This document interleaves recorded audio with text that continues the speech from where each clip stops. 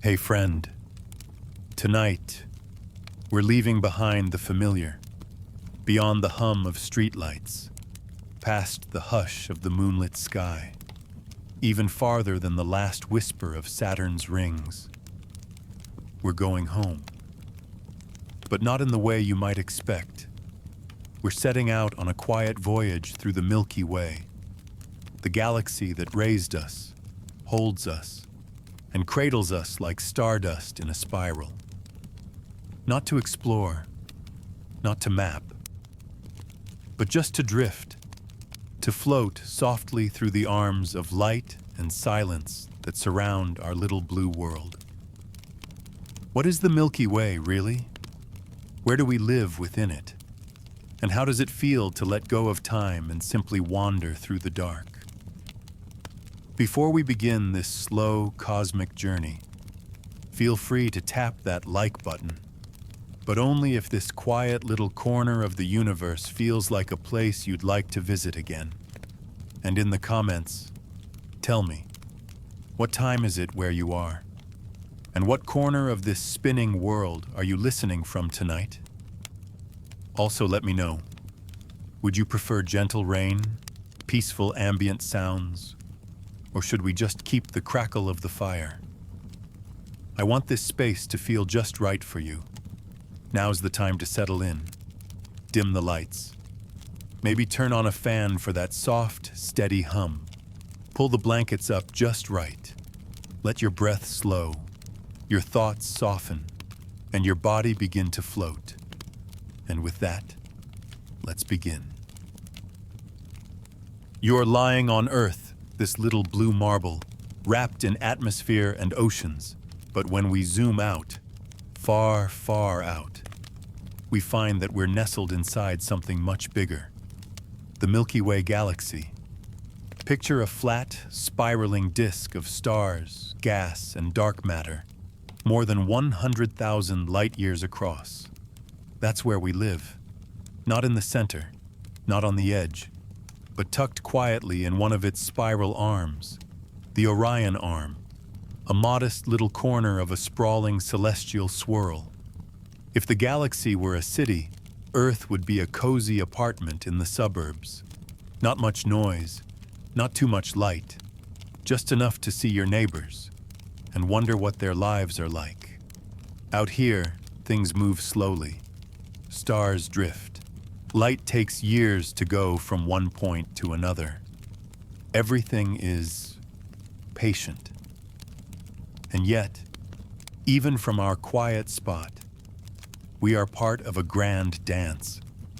The entire solar system, including you, your bed, your cat, if it's snoozing nearby, is hurtling around the galaxy at over 500,000 miles per hour. It doesn't feel like it, though. Space has a way of being both impossibly fast and incredibly still. You might look up at the night sky and see just a few dozen stars on a clear night, maybe 100 if the sky is really dark. But that's just a keyhole view into a sea of light. The Milky Way contains over 100 billion stars, maybe even more, each one with its own story, its own quiet glow, its own tiny gravitational pull. And among all those stars, most have planets. Some like ours, many not. Some too hot, some too cold. And maybe, just maybe, some with someone else, also looking up, also wondering. Our sun, for instance, is nothing special in galactic terms. A middle-aged star, not too bright, not too dim. A kind of cosmic average Joe. And yet, around it orbits a symphony of worlds, including the one where your pillow lives, the one where you're listening to this right now. Earth isn't at the center of anything, not the solar system, not the galaxy, not even the universe. And yet, in its smallness, there's something profoundly beautiful. We're part of a structure so vast, so ancient, it can cradle billions of stories without ever rushing a single one. Imagine drifting through the galaxy, not with engines, not with sound, but like a leaf on a breeze. No hurry, no need to arrive anywhere, just the hush of starlight brushing softly across the canvas of space. This is where we live, not just Earth, but here, in this spiral swirl of dust and stars and slow, endless motion. You are not lost in space. You are placed, quietly, gently, cradled in starlight. Let's take a gentle walk now, along the Milky Way's spiral arms. They're not roads exactly, but more like glowing ribbons, gently swirling around the galactic center. The Perseus arm, the Scutum Centaurus arm. Each one curves outward in graceful arcs, sweeping vast distances through space. These arms aren't solid. They're made of stars, gas, dust, and darkness. Cosmic neighborhoods slowly spinning, shaped by invisible hands. Some regions shine brightly, filled with young, energetic stars, still burning with the light of their recent birth.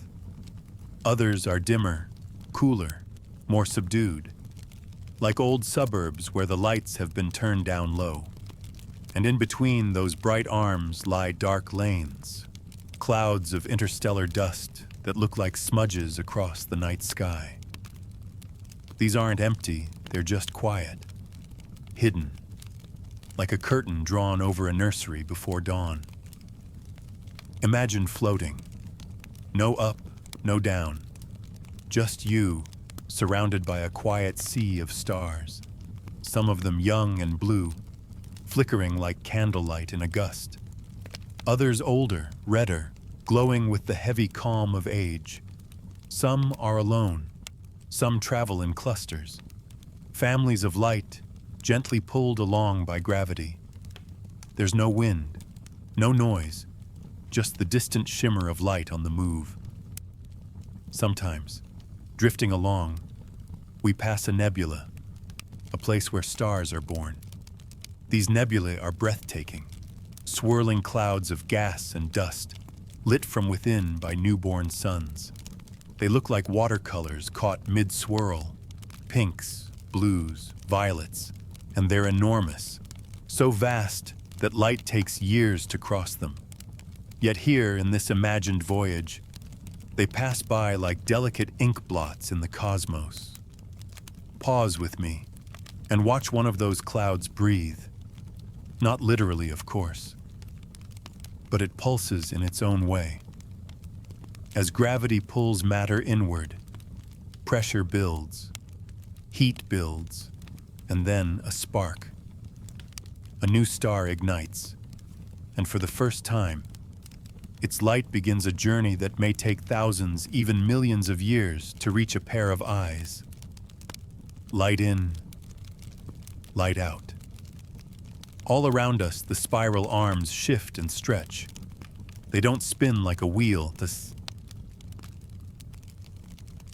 They're more like traffic jams of stars, bunching up and spreading out. Stars don't stay fixed in them forever. They wander in and out, like commuters in a galaxy-sized flow of movement. It's peaceful, but it's never still. And if you were to close your eyes now and imagine the quiet hush of light moving through space, that's where we are, in between suns, drifting alongside photons older than human memory, in a galaxy that glows like a pinwheel, slowly, patiently, endlessly, and still, everything stays silent. Eventually, we drift toward the center. Things are denser here, brighter, busier, like approaching the heart of a glowing city at night. From afar, the galactic core glimmers, packed tight with stars that shine a little harder, burn a little closer, live a little faster. The space between them shrinks, What once was silence becomes a soft, humming density of light and motion. It's beautiful, but not like the calm of the spiral arms. This beauty is intense, electric, like standing beneath a sky on the verge of a storm. You don't see chaos, but you feel something ancient pressing against the seams of space. At the very center lies something we can't see, a presence. Not a glowing star or a flickering planet, but a kind of void that isn't empty. A supermassive black hole, Sagittarius A. It doesn't announce itself, it doesn't shine, but it bends everything around it. Light curves, time stretches, space folds gently inward, like the galaxy exhaling into itself. And yet, somehow, it's quiet. Stars near the core move like dancers in a cosmic whirlpool, trapped in orbits so fast, they complete loops in just a few years. Imagine that. Stars, each millions of times larger than Earth, slinging around an invisible center, faster than any world you've ever known. But from a distance, all of that motion looks still, smooth, polished, like a music box slowly turning, its melody too low for human ears. This place, it's the eye of a cosmic storm. Calm, not because nothing is happening, but because everything is happening in perfect tension. Gravity pulls, light escapes as much as it can, stars rise and fall in their orbits, and through it all, the black hole waits, not feeding, not hunting, just being. It's the anchor of our galaxy. Without it, the spiral arms wouldn't swirl, the stars wouldn't cluster. The whole Milky Way might drift apart, like fog blown by wind. But with it, there's a center, a balance, a focus, and we too are tied to it. Even from our quiet spot in the Orion Arm, we orbit this core. Once every 230 million years, our solar system completes a single lap. That's one galactic year, one circle through the city of stars. We've done it only once since dinosaurs walked the Earth, and we're not even halfway through our second lap. It's humbling, isn't it? To know that our whole solar system is just one traveler, circling a center we'll never touch, like a leaf in an unseen tide, like a memory moving through space. And yet, it's peaceful here. The stars may burn faster, gravity may bend more steeply, but the quiet remains, deep and soft, like a heartbeat beneath layers of light. So here we float, near the middle of everything, not to conquer or escape, but to simply be, quiet, watching, drifting. Let's pause here a moment, to admire the quiet details. The Milky Way isn't just stars. It's filled with clouds, not fluffy, rainy clouds like Earth's, but vast stretches of dust and gas. Silent, drifting, painting the dark with soft outlines. These are the spaces in between, the gentle spaces, the background of everything. They stretch like smoke through the galaxy, faint and enormous, delicate and powerful all at once. They don't shine, at least not always. Some are dark, blocking light, hiding stars behind a curtain of interstellar shadow. Others glow softly when nearby stars illuminate them, like fog touched by headlights. We call them nebulae, but really, they're stories in progress. Some of these clouds are stellar nurseries, places where stars are born.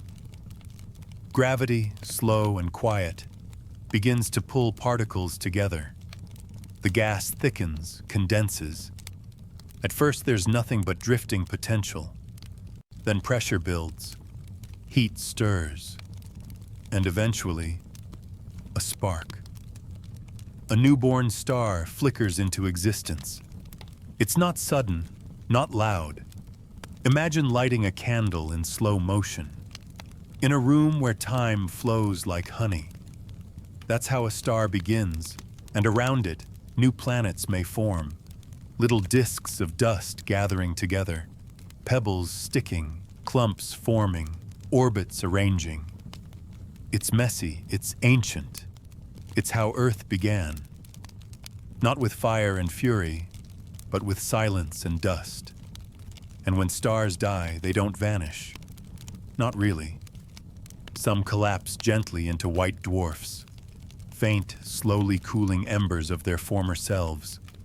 Others go out with a bang, shedding their outer layers in a blaze of color and force. Supernovae. Brief, brilliant events that scatter heavy elements, iron, gold, oxygen, into space. That dust doesn't disappear either. It drifts, it joins the clouds, and one day it becomes part of a new star, a new planet, maybe even a new life. The galaxy is always recycling, always changing, without a sound. Even now, as we imagine floating past these clouds, we're surrounded by the echoes of ancient stars, by particles that have lived a dozen lives and will live a dozen more. Some of the atoms in your body, right now, came from a star that exploded long before Earth was born.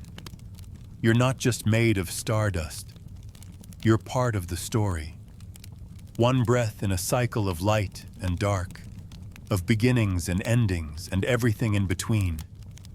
And the light, oh, the light. Some of it has been traveling for tens of thousands of years just to meet your eyes. It crossed dust fields and silence, past stars and shadows, bent slightly by gravity, unchanged by time, until now, until here. That's the thing about the Milky Way. It's not just a place. It's a motion, a process, a deep cosmic breath that never ends. And in that breath are clouds, dust, and light. Now we rise, slowly, up and away from the disk. The spiral arms fade beneath us. Their glowing ribbons grow thinner, more distant, like city lights seen from an airplane window. The stars become fewer. The light grows dimmer, and what surrounds us now is something different. Silence. We've entered the galactic halo, a vast, invisible bubble that envelops the Milky Way. It's not empty, but it feels that way. Sparse stars drift here, like forgotten notes in the margin of a cosmic manuscript. Globular clusters, spherical gatherings of ancient stars, hover in the dark, slowly orbiting the galactic center like elder sentinels. Some are more than 12 billion years old. They were here before the arms formed, before Earth was even a whisper of dust. Out here, time feels different, slower. The light from these stars is faint, like embers clinging to life. And yet, they shine still, quiet, patient, steady. The halo also holds something we cannot see. Dark matter. It's invisible, untouchable, but it shapes everything. We know it's there because of the way galaxies spin, the way stars cling to the Milky Way's edges, when, by all rights, they should fly off into the void. Dark matter is the silent scaffolding of the cosmos, and though we don't know what it is, it holds our galaxy together, like a gentle hand beneath a fragile shell. But let's drift even farther now, beyond the halo, beyond the reach of most stars. Out here, between the galaxies, lies the intergalactic void. It's not hostile. It's not dangerous. It's just empty. No stars, no clouds, just occasional whispers of hydrogen gas and the faint echo of the cosmic microwave background, a soft afterglow from the universe's first light. You can't hear it, but it's there. A hum so ancient it sings from the dawn of everything. This void isn't a mistake. It's a space of rest, of pause, of stillness so complete that time seems to hesitate. Out here, you could float forever and never see another star. And yet, your motion would never stop. You'd still be moving, because everything, everywhere drifts, gently, quietly. We often think of the void as a lonely place, but maybe it's not loneliness. Maybe it's clarity, a vastness so pure it invites reflection, a silence so deep it becomes music, and if you listen long enough, you might feel it. That hush, that vast cosmic breath that moves not with sound, but with presence. This is the edge of the Milky Way, the boundary between home and the great unknown. And while we're still part of it, we're also on the cusp of something larger. The stars grow dim behind us. The arms become threads. The galactic center fades into a dot of memory, and ahead, just the quiet, stretching forever, waiting. So here we are, floating at the edge of the Milky Way. And though it feels vast, endless even, our galaxy is not alone. Look out now into the darkness, and very slowly, you'll begin to notice them. Little smudges of light, not stars, not clouds, but entire galaxies, billions of them. But let's stay close for now. Just our local neighborhood, our cosmic family. The Milky Way belongs to a group, a small gathering of galaxies gently bound together by gravity. It's called the local group. Think of it as a quiet suburb in a universe of cities. Within this group, our closest companion is the Andromeda Galaxy, M31, if you're being technical. It's bigger than us, broader, more populated, glowing with about 1 trillion stars. And if you could look at it with your own eyes, really look, you'd see a gentle spiral, tilted just so, its arms stretching out like soft brushstrokes in the sky. But here's the strange part. We're getting closer. Slowly, inevitably, Andromeda and the Milky Way are on a collision course. Not fast, not violent, just the slow waltz of gravity across billions of years. In about 4.5 billion years, long after Earth has quieted, these two galaxies will merge. Their stars won't crash. There's too much space between them. But their shapes will stretch, fold, swirl, until they become one. A new galaxy, a new shape, a new home. And we won't be alone in that dance. Other members of the local group will watch. Some might join in. The Triangulum Galaxy, a smaller spiral nearby, is already leaning in, its motions whispering interest. Then there are the dwarf galaxies, tiny companions like the large and small Magellanic Clouds, hazy, irregular galaxies that orbit us like quiet cousins at a family gathering. They too are made of stars, of dust, of time, and perhaps of stories we'll never know. These galaxies may seem distant, but they are the closest kin we have in the universe.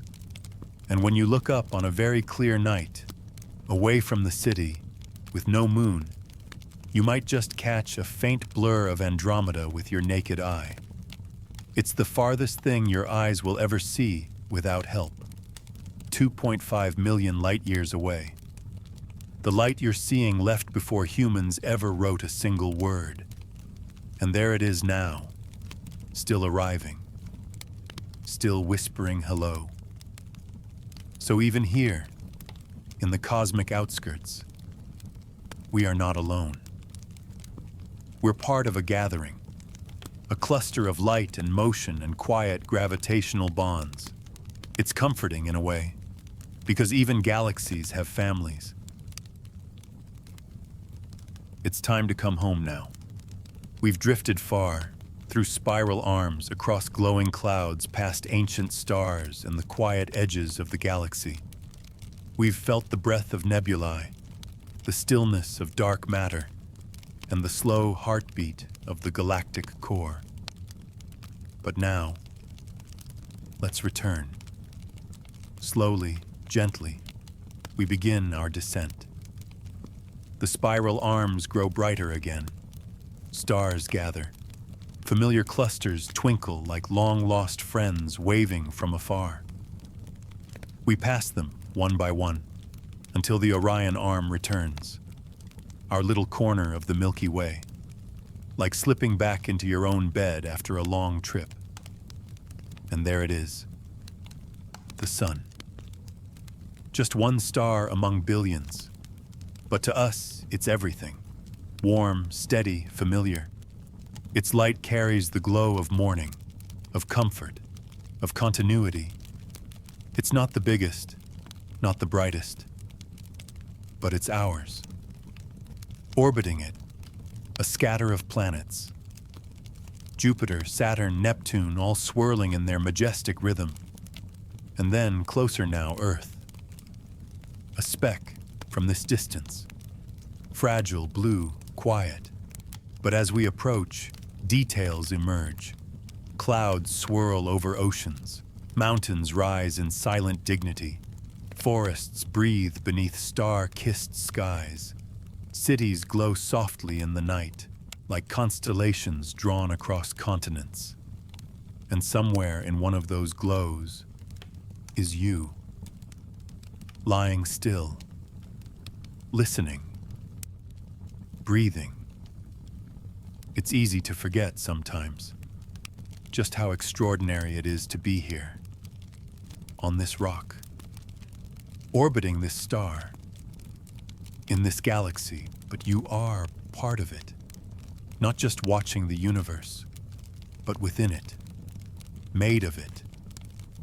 The iron in your blood, the calcium in your bones, the carbon in every breath.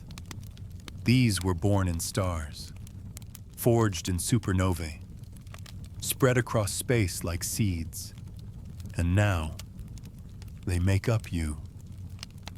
You are not separate from the cosmos. You are its expression.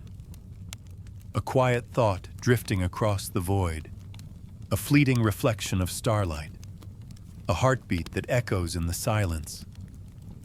As you settle back now, perhaps with eyes gently closed, remember this. The universe doesn't rush, and neither do you. There is time for wonder, for rest, for simply being. So let go of the weight of the day. Let the quiet of the galaxy wrap around you like a blanket. Let your thoughts drift like dust through the Milky Way. You are safe. You are home. And the stars, they're still out there, watching, waiting, whispering lullabies written in light. And maybe, just maybe, they're listening too. If you're still listening and haven't already drifted off or clicked away into some other corner of the internet, thank you. Really. It means a lot that you've joined me on this quiet journey. I hope it brought you some peace, or at least a soft place for your thoughts to land tonight. And if you find yourself dreaming about nebulae, or black holes, or just wondering why the stars feel so far and yet so close, don't be shy. Leave me a comment. I'd love to know what questions are still floating through your mind.